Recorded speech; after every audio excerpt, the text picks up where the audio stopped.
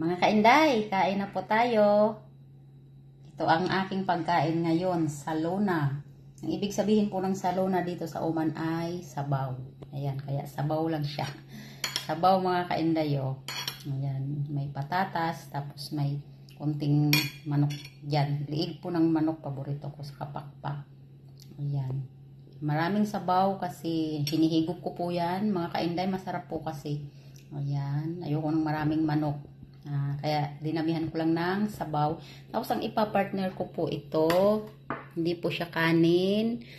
Chapati ang tawag dyan, mga kainday. Sasawsaw ko doon sa sabaw. Natuto akong kumain ng pagkain nila. Ganyan po yan mga kainday. Tinapay po yan na manipis lang siya. Ganyan lang siya. Ano siya, malaki. Marunong din po akong gumawa nito mga kainday, pero ito ay binili lang po ito sa bakery. Kaya, ayan. Tapos ay meron naman akong pang himagas dito mga kainday. Isang pirasong mangga, ayan. Hiniwa na natin. Binigyan ako ng nanay ko. Ayan, sobrang tamis po yan. Kasi natikman ko na, naghiwa din ako sa kanila po.